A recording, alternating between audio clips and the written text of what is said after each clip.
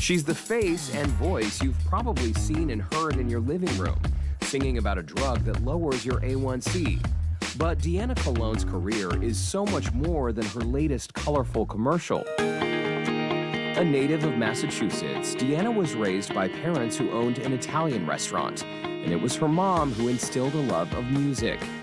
Deanna would go on to study on scholarship at the prestigious Berkeley College of Music, performing with some of the biggest names in the industry, and ultimately landing her on one of the biggest stages in the world, Radio City Music Hall.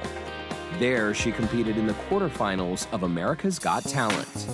Since then, she's been the songwriter and singing voice of major national commercials, racking up more than 200 credits in TV and film.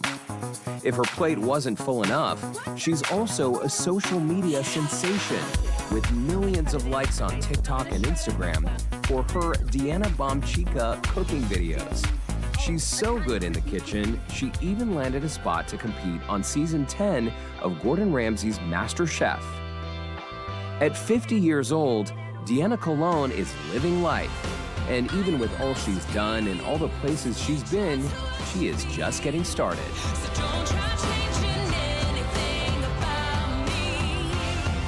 What a beauty. Look at that gorgeous. Look at all that gorgeous. And that was not on your wedding day. We're going to talk a bit more about your personal life a little bit later. The song you're hearing right now, by the way, to our viewers, this is an original song. This is you singing. You wrote this song, Deanna. Yes. And this is all about, the title is I Am a Masterpiece. And it's all about people of all different shapes and sizes and colors and Everything. creeds. We're all beautiful.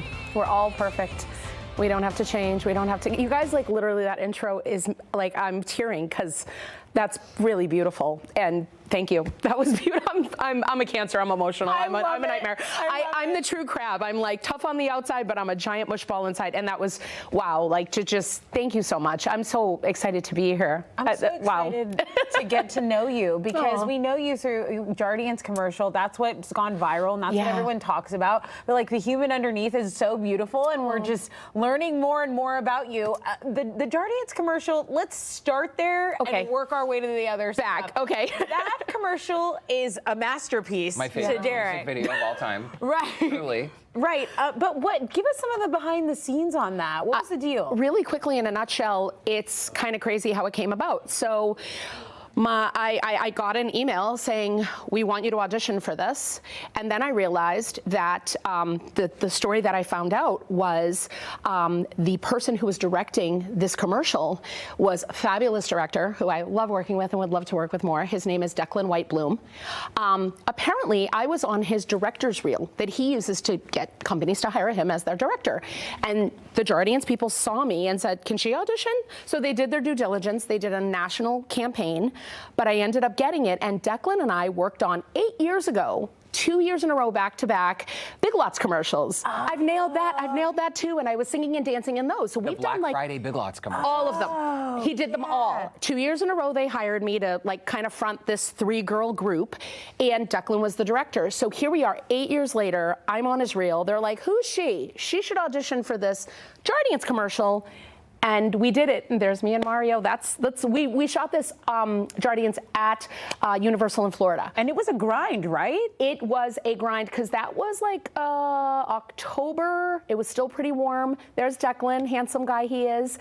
And there's Mario, and who played the mailman and the fruit vendor and all of that. Eric's friend that he saw on Oh my God. Also my friend. Oh my God, oh my God, so funny. And production it was. It was a huge production. They like blocked everything off. People were watching us from the sidelines. We had to be done at 4 o'clock because they had the daily parade at like 5 o'clock. Wow. But we were on set. We were on that set 5 days solid, about 12 to 13 hours. And you were up until shooting day. Yes. You had rehearsals, right? Yep. To learn the dance moves, to learn your choreography. We were in a dance studio, and you know, anybody who does this, once you get to set, everything changes. So all of the blocking, all the choreography had to be altered.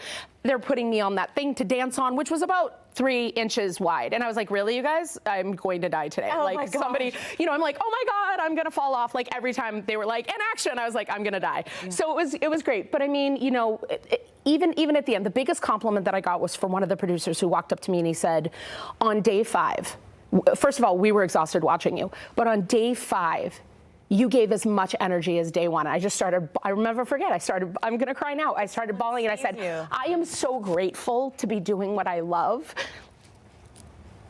I'm almost crying.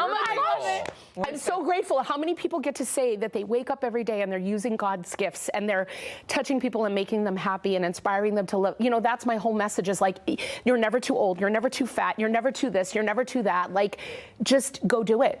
Just go do it and go for it. My mom, this is a tattoo it's my mom's handwriting. Believe, I got this very early in my career and I needed this from her. I got it on my dad's birthday in my mom's handwriting. And very important because my parents are so important to me and they made me the woman I am. I wouldn't be half the person I am without them. Hardest workers I know. And I have that mentality. And I got this put on my wrist, believe. And because there's days when you can't. Right. I mean, from Big Lots to Jardiance was 8 years before another big on-camera commercial. Imagine if I had given up. Imagine if I had given up. And you were working behind the scenes, writing songs and still teaching vocal lessons and doing all these other things. But in terms of your on-camera time, there was a bit of a gap. There was a gap. I mean, again, there was like, it was like, if I remember chronologically, it was like America's Got Talent, then Big Lots, then 8 years of nothing on screen. Wow. I mean, there was singing behind the scenes. There was tons of commercials behind the scenes. You were still hustling. Right. Everything was still happening. MasterChef happened during that time. That stuff was happening. But another commercial, again, to sing, dance, act, the triple threat vibe. I mean, that's why I took this. I went, hey, we just came out of COVID. There was no work for anybody. You know, and I was like, I want to do this. This is another chance to use all of my gifts.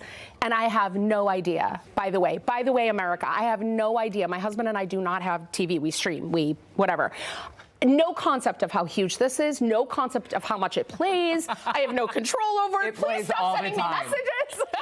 In our office. I have no idea.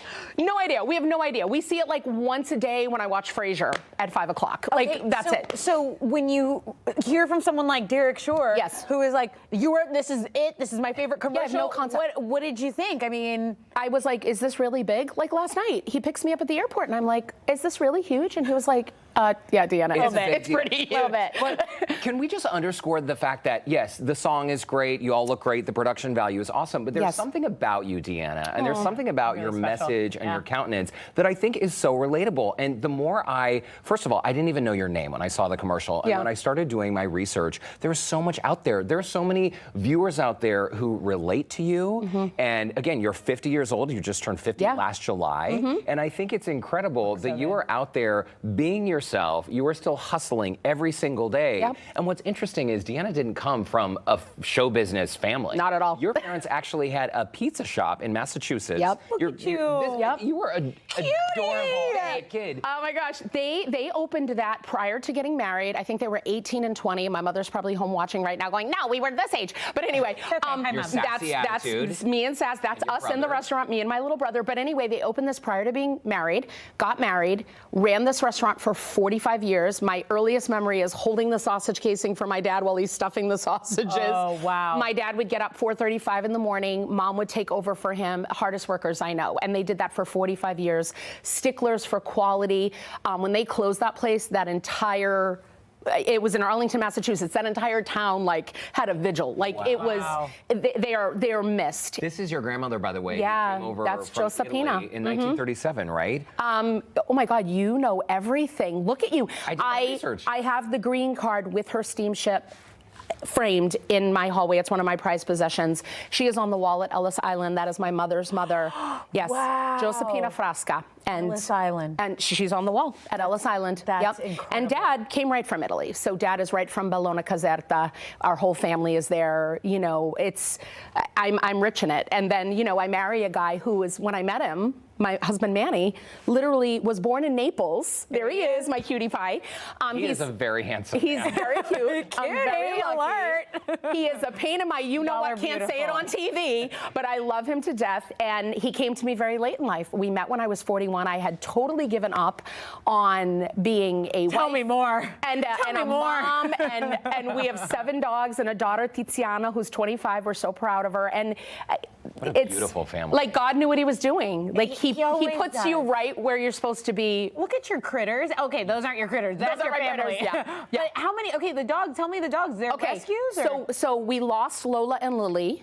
a couple years ago, but they are forever right here. And then we have Luna, Layla, Sprinkles, Gizmo, Luigi, Lucky, and I'm missing one. Lucy. I was about to say, Derek probably knows. Derek probably knows.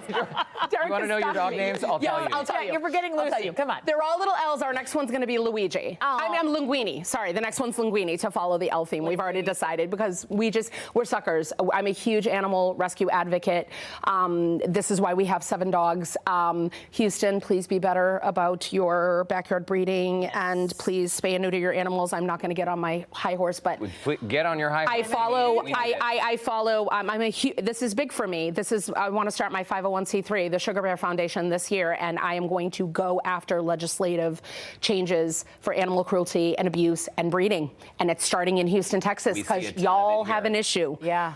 Love it here, but you guys got to fix this. It's horrible. Sure. Absolutely. Okay, what do you say we take a quick commercial break? Take it. We love your passion, your advocacy as well. I need we'll you. Take a quick break go. In my with life. Deanna Cologne. We'll be right back after this. We are back with actress, singer, songwriter, vocal coach, influencer, overall superstar, animal advocate. The list goes on and on. Derek's new BFF. Yes, Deanna Cologne. Welcome back to the show. By the way, I think we need a 2-hour show. We need a 2-hour show. I'll come back, guys. By the way, I have to tell you, I love you to death, and I'm so grateful for you guys. But seriously, I think you love me more than my mom. Like, I really do. Like, you were like. Sorry, Mom. She's mine now. We're keeping her. We're keeping her. I need him to just intro me into every room. You're amazing. Thank you. You are the sweetest. We just saw a photo before the break. So we established that your parents had this Italian restaurant, right? So you grew up around the restaurant. Yep. You were overheard singing one day, and you got a scholarship to the very prestigious Berkeley School of Music. Yep. Mm-hmm. And the photo with Patti LaBelle, I mean, you have shared a stage with many, many famous people. Absolutely. Well, the thing about, so I wasn't necessarily going to go to college, and I was working in a studio in Boston, putting money in a meter, and a man from Berkeley College of Music, I was singing what I was going to go back and sing in the studio, and he's like, you have a beautiful voice. Do you go to Berkeley? And I was like, what's a Berkeley? I had no idea. And I was like, what's that? Clueless.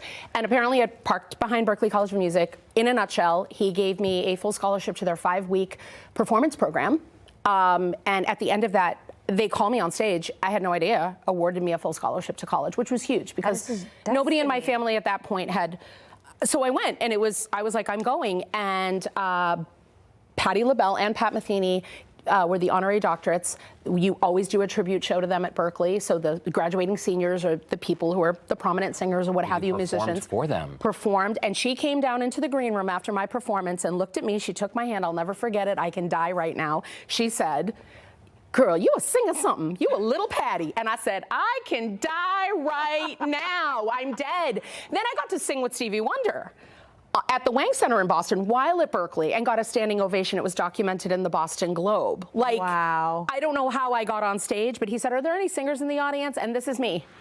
Like, from nosebleed. You're like, I'm a little Patty. I'm going up there. Hello. Literally plot myself on stage. As you should. Standing, all I remember is hitting the part. It's Stevie Wonder playing piano, Ribbon in the Sky, the part that goes, this is not a coincidence, but far more than a lucky chance. This is not a coincidence. That part. The audience is up on their feet. That's all I remember. Why are these people cheering and screaming? And then as I get off the stage, in a tizzy daze, this woman hands me her card from the Boston Globe and goes, you're not going to remember any of this, but call me tomorrow. And she does this whole feature in the Boston Globe about who is this 5'3" white chick that just blew the house off at the Wang Center with Stevie Wonder. Yeah, she was like, this was when, what was that show with Ed McMahon?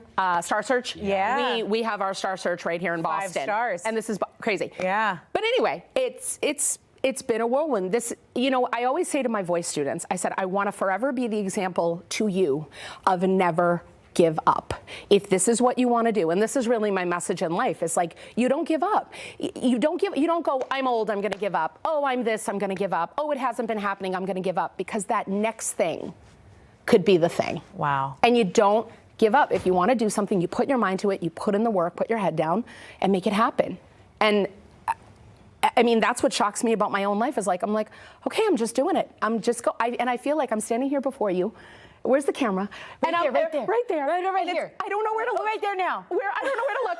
I'm just telling you guys, like, literally, like, you can do anything you want to do if you put your mind to it. Stop limiting yourself. I always say, sky's not the limit. I am limitless. Wow. You know? Which, okay, so you're a great vocal coach. Yes. They're so lucky to have you sending that message. But your life message about, positivity and spreading kindness and how important that is. I mean, that's a lesson that we could all use a coach like that. I wrote a song probably 8 years ago that I think you were playing called I Am a Masterpiece. It really is my mantra in life. You can be a work in progress and a masterpiece at the same time. So I worked to get the trademark. I started my own apparel company, Bomb Chica Apparel. I have all kinds of fun shirts, Thick Girl Magic, Powerful. But my main one is I Am a Masterpiece. I've got the trademark on that on all clothing. I'm coming for you if you use my stuff. Anyway, teasing. Nice. But that's one of my shirts, Powerful. And the song turned into the apparel brand, but it's also how I end my TikTok videos. My TikTok is Deanna Bomb Chica, but it's a little show called Go Fork Yourself. And I'm funny, and I turned on the East Coast girl. Fork as in something fork, you eat with. F-O-R-K, not the other word. And I sing during it. I'll pull out a whisker, a wooden spoon, or a knife. Sometimes I'm daring. And I end every one with, I am a masterpiece, you are a masterpiece, this is a masterpiece. And now I've got people saying it back to me. Love it. I've got people, you know what I mean? And I want people to know that, because I don't believe we're all supposed to be cookie cutters. I don't believe we're all supposed to look a certain way and have a certain face and have a certain body type. And God would have made us that way if we were supposed to be. We're all beautiful colors, beautiful shapes, beautiful sizes, unique. You know, when you see the I Am a Masterpiece video that I put together, it's on YouTube, go look it up. I just found the most beautiful people I could, all different images, differently abled people, everything. Like, I don't know, and I think that stems from being told you'd be so pretty if you lost weight.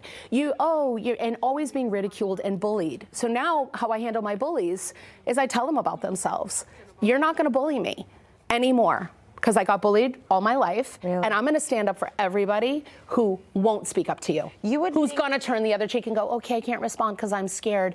I'm not scared. I'm going to tell you about yourself, then I'm blocking your you-know-what. Yeah. Do you know what I mean? But you would think someone with your talent that it would just, you have this voice, you went to Berkeley, you're performing here, and you can write music, and you have this talent, and life's probably just how lucky you are to be able to have that. But you get some hate. You get some haters sometimes. Listen, people love the commercial. Even when I was on America's Got Talent, they came up under my video for America's Got Talent talking about everything. And I was like, you don't know me at all. You're gorgeous and talented. I encourage everyone to go on YouTube and look up the America's Got Talent. Look up I Am a Masterpiece. But with fame always comes the trolls, right? Guys, you do this every day. And here's the truth of the matter. And this is what I know. I'm going to tell the trolls about themselves. But this is what I know behind every message I get. You are so sad and miserable and hate yourself. No happy person would take time out of their day. No happy person. Negative. No person filled with love and positivity and kindness is going under somebody's photo saying something you would never say if you were in my face. Yeah. It's those keyboard and it's just like, and I try to treat everybody with love. Like, sometimes I'm comical. Like, sometimes I'll respond like, who hurt you? Right. What happened? Like, when the men come at me, I'm like, oh, I was like, a big girl broke your heart, huh? Like, I tell them about themselves. The big, like, strong men hiding behind their keyboards. Or even the women, oh, you lost a man to a big girl, honey. I can smell it. I'll say it because I'm just like, I have to make light of it. Like, how are you this horrible? What do you think, and we do have to take another break really quickly, but what do you think needs to change? Because we were talking during the break about the stigma that follows plus-size people. Let's take a quick break and chat about that on the other side, because something has got to give, right? It's got to give overall with everything. It's got to give. Yes. We got to take a break. We'll be right back with Deanna. We are back with Deanna Colon. Okay, before we let you go, we were chatting about the stigma that follows so many plus-size folks out there, and maybe the barriers that still exist in the industry. You were telling me last night, Hollywood lets a few of us in, but not all of us. What has to change to make that happen? For me, why is everybody so concerned about other people's bodies and what they're doing in their life, period? I mean, this goes far beyond plus-size people, but the stigmas. I get messages, you should diet and exercise. Oh, you're right, I don't do that. You're right, I should. Oh my God, you're so smart. Like, come on, guys, you know nothing about my health. You're not my doctor. You have no idea if I work out 6 days a week or 5 days a week or 7 days a week. You have no idea what I eat. Like, did you ever think maybe it's genetics, maybe it's my body, maybe it's many things? It's so many things, and I know some people out there might be like, excuses, and it's like, oh, okay, like, let's open up your cupboard. I've seen your TikTok, I know you work out. No, but do you know what I mean? And I've seen the commercial and the dance, and by the you way, are moving. Nobody who isn't doing their thing and healthy could do that for 13 hours in Florida heat. Let's just point that out. Deanna Colon, we love you. We gotta go. Guys. Have a great time this weekend. Come back and see us sometime, all right? I will do that. Be Please. nice to each You're other. the best. We'll see you on Monday. Love you guys. Bye.